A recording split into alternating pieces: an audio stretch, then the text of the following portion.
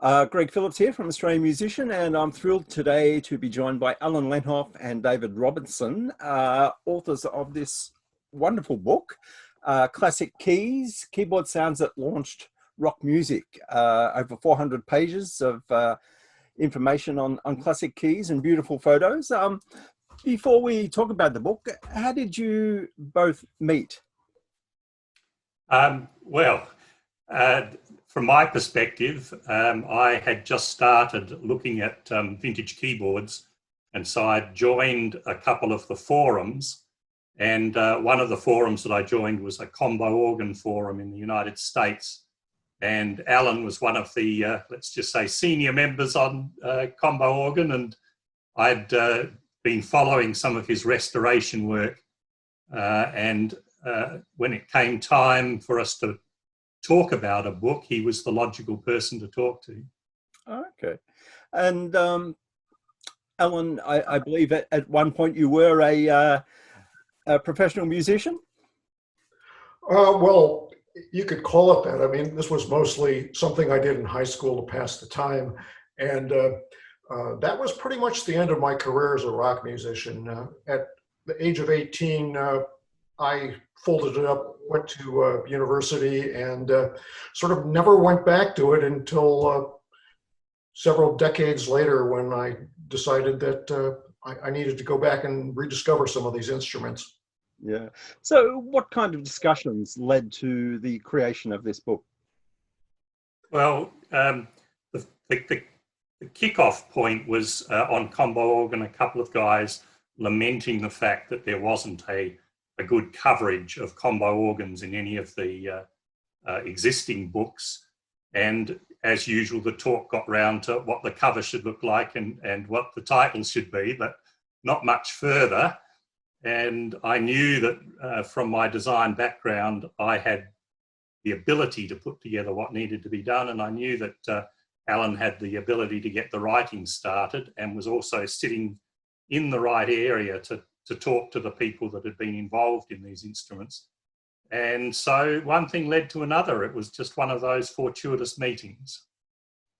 I think one of the things that went on here was that we started out with a fairly unambitious plan for the book.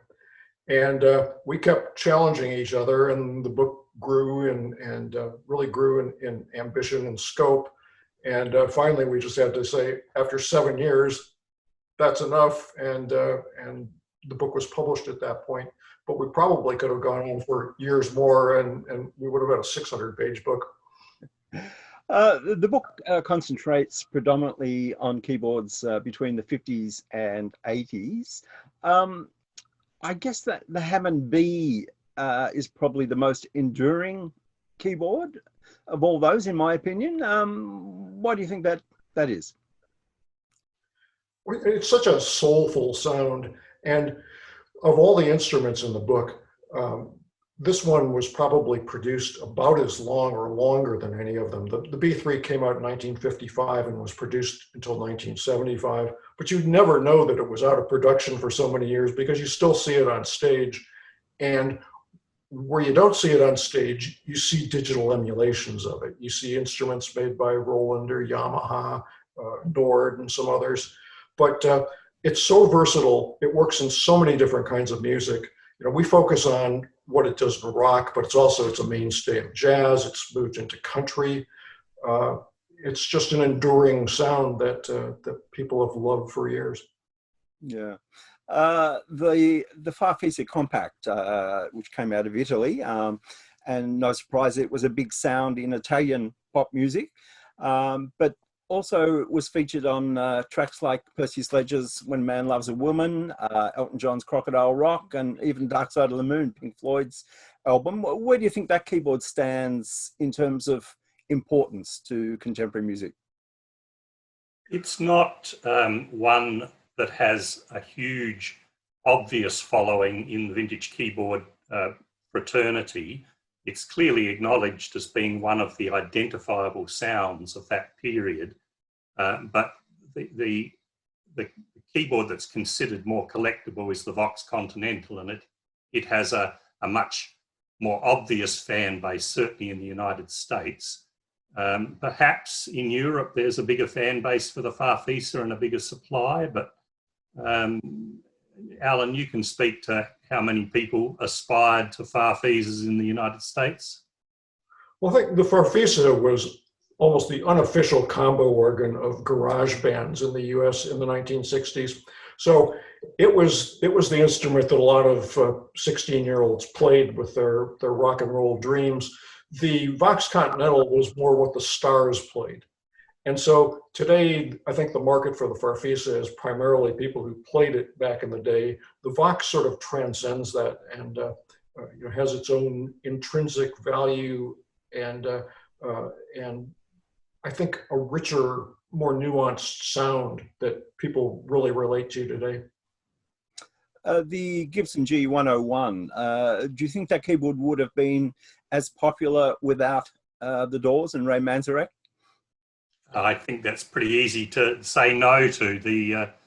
The keyboard represents probably what electronic organs were capable of in that era. In other words, the internal capability, the sound capability, is pretty much what you would have got in a domestic home organ at the same time, just dressed up into a portable package.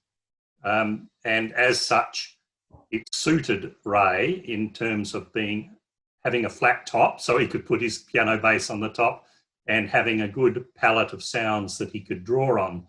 But it is an accident of history that keyboard has such prominence. In terms of technology, which of the keyboards that you focused on do you think provided the biggest leap in technology at the time?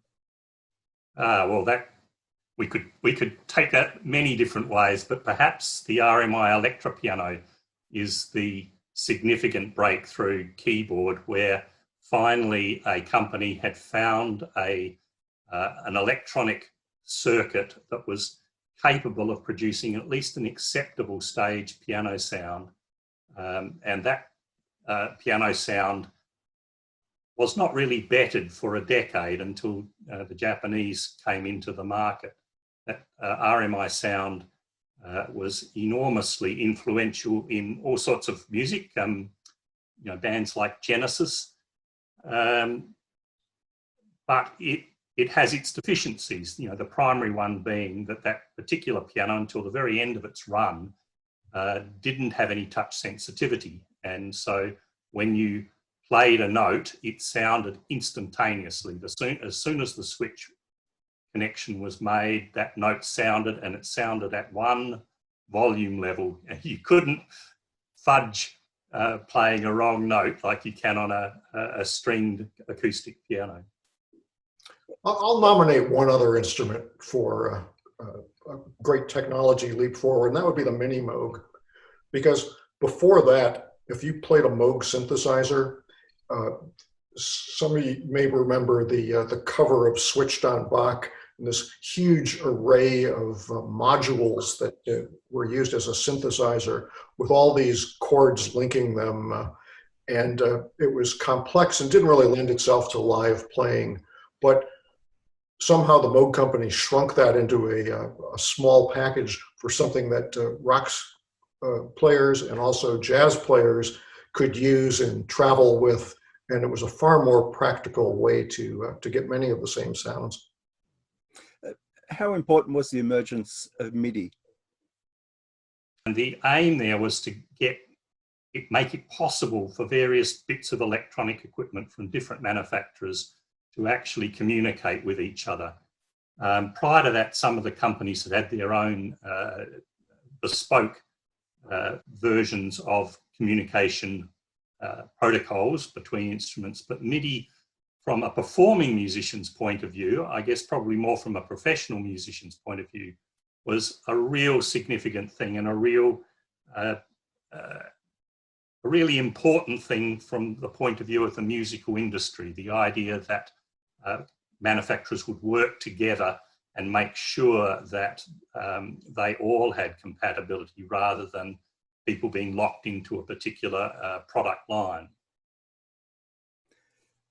Of all the keyboards that you covered, which now is the most sought after? Which comes with the highest price tag?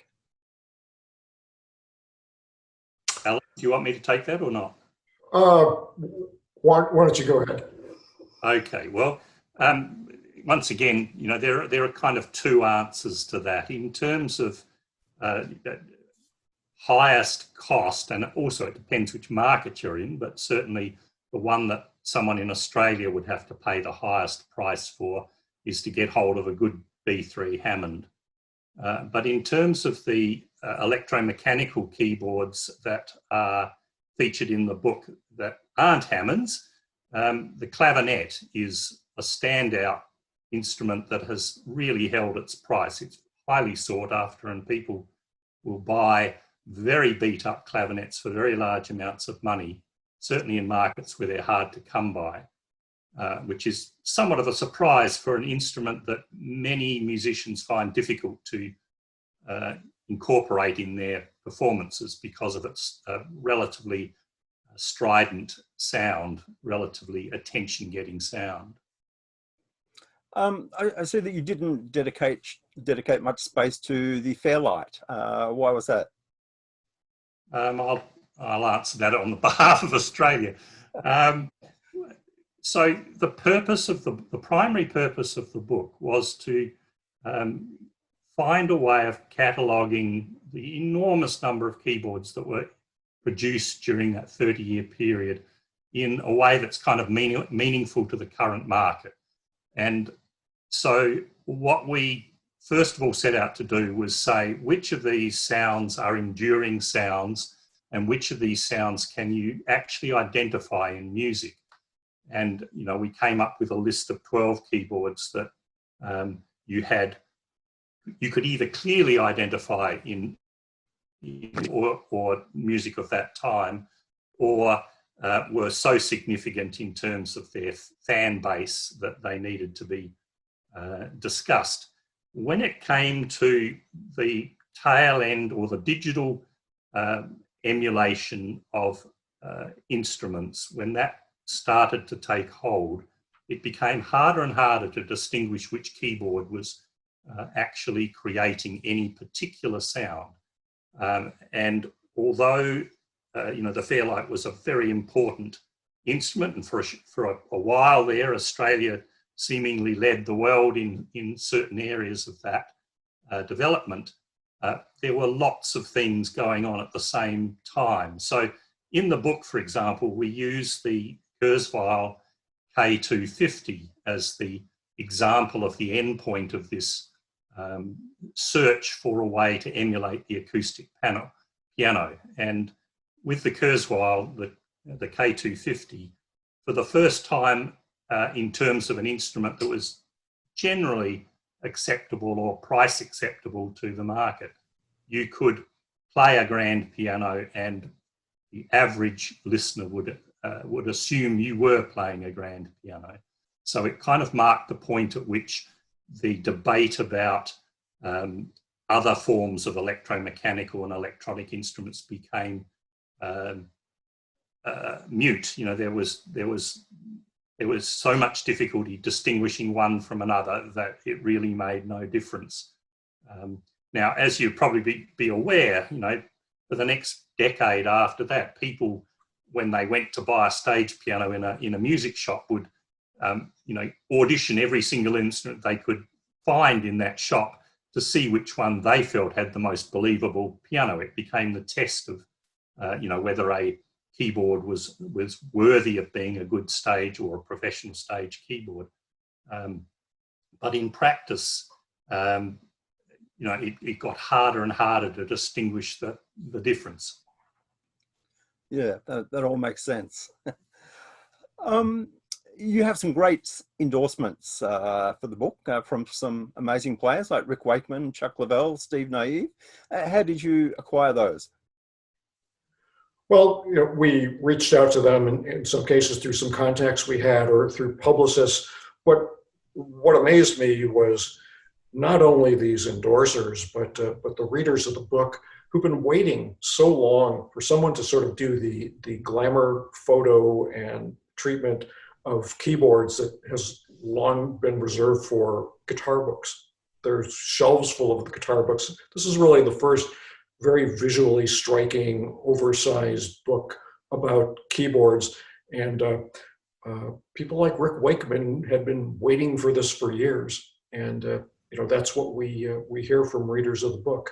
It's like, it was about time. And we worked on this for 7 years, and I kept thinking, somebody else is going to come up with this idea. Why someone hasn't done it 20 years ago is beyond me, but we were pleased to get it out before anyone else beat us to it. Yeah, I've had the pleasure of interviewing a lot of those guys, and had some great chats with Rick, and he was telling me that he burned a lot of his Mellotrons in a bonfire because he was frustrated with the keyboard, mainly due to tuning. Tuning was a huge issue back in the day, wasn't it, for a lot of these keyboards? Well, certainly for the Mellotron that Rick played, that was, there's a story that on an early David Bowie session, Rick was hired to do the Mellotron part, and he got the gig as a session musician because it was said that he knew how to keep it in tune. But that was always an issue with the Mellotron. And with some of these other instruments, it seems like some of the electric pianos, like especially the Wurlitzers, are never quite in tune. And it's sort of like a honky-tonk piano, but that becomes part of their charm. And people play the digital emulations, and the tuning is too good. It doesn't sound fat. Yeah. The other thing, Rick told me that he'll be forever known as the guy who invented the stacking of keyboards. Yes. And wearing capes while you stack them. A friend of mine actually owns one of the more innovative instruments that Rick was involved in. He created a double Mellotron. He had a cabinet built, and he worked with Streetly Electronics to take 2 Mellotrons and put them in a single case.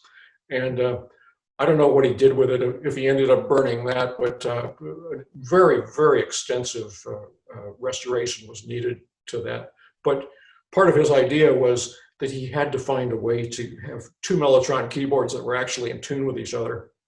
Yeah. Last week I saw the Shane MacGowan, the Pogues movie, Crock of Gold it's called, and Shane was talking about being on tour with Elvis Costello, and one night they decided they were going to pour sand all over Steve Naive's keyboard. I imagine it was a Vox Continental. That would have done some damage, I assume, sand on a keyboard. If it was an electronic like a Vox Continental, then as long as they didn't fill up the key bed so that the keys wouldn't depress, they would have been fine. But if it had been something like a Wurlitzer, where you're expecting reeds to vibrate in a very, very fine gap, then you would have been in serious trouble for a long time. Some of these instruments didn't need any help they self-destructed. I mean, the Vox Continental was one of them, and even when they were new, the transistors would drift in value, and somebody would have to pull off the orange lid and move some potentiometers to get back tones that were missing. Today, a lot of these are more difficult to keep in proper shape, but even back then, some of them were fairly primitive instruments, and they required a lot of care and feeding. Yeah. You alluded to the photos in the book, Alan. David, were you responsible for the photography in this book? Yes. I mean, photography has been both one of my hobbies and part of my professional activities for my working life. And I got to the point where I thought that it would be nice to actually do a project where I got to set the standard and chose the images rather than what I need to do on a professional level for my clients. So in part for me, the book was a chance to do a photo essay on a subject of my own choosing. Yeah. I think the book is really a reflection of how much attention to detail that David has. And he used to tell me, well, I've got a Hammond organ that I'm going to photograph, and I'm going to spend 3 hours getting every last speck of dust off it. And it really shows in the photography. And that's one thing that people really react to. I've heard people say, when you open up some of these double spreads and you see the keyboard in front of you, you feel like you can reach out and play it. Yeah, definitely. So what do you hope people get out of acquiring this book? Well, I think people are you know, they're learning a lot more history. But for a lot of people, the appeal of the book is, hey, I played most of those instruments over my lifetime, but I got rid of them, and now I have, you know, these digital instruments that emulate them, but I really miss them. But I don't miss them enough to want them back in my house. But I do miss them enough to have a beautiful book sitting on my coffee table that can remind me when I owned a Farfisa and a Vox and a Wurlitzer electric piano and a Hammond. So, you know, I think that's important to a lot of people. But, you know, we're hearing from people who are even experts on a lot of these instruments that there are a lot of things that they didn't know about them, little stories and vignettes. I'll just give you an example. The Vox Continental, when it was made in the United Kingdom, had little tags on the wiring harness that had women's names on them. And we write about this at fair length in the book. These women were inmates of what was charmingly known at the time as the City of London Lunatic Asylum. And they had the contract to build these very intricate wiring harnesses, and then they would sign them with their name. And told a story that often when they were doing the final inspection of these instruments, they found that there was a missing tone or two. And invariably they would go and find that these women had did something like, if they had run out of a spool of wire, they had very carefully knotted an extra length to it, with making no electrical connection whatsoever, and thought that was okay, and eventually that would have to be fixed.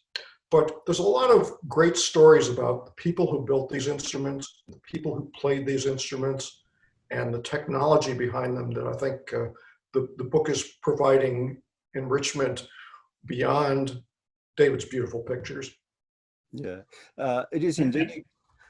It's also worth saying that, I mean, in part, the book is a way for the current generation of people that use these sounds as samples digitally and may have never connected those digital sounds with the actual instruments that produce them, or understand where they sit in the musical continuum or musical history continuum. So the book actually has, quite apart from the instruments that are illustrated obviously as being the heroes of each chapter, it describes the entire development cycle that got you to that point in musical history. So for those that want to delve into it deeply, it has a great deal of background information that reminds you of all the things that happened in the first 50 years of the 20th century that largely got buried behind the Second World War.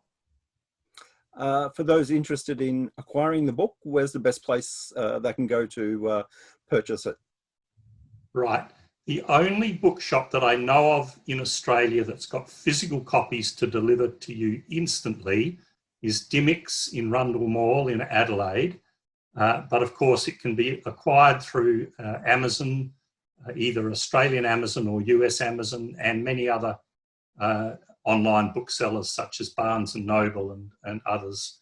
So if you want it immediately from within Australia, go to Dimmicks in Rundle Mall. If you are happy to wait for Amazon to deliver it, then choose which country's Amazon you want to sign on for.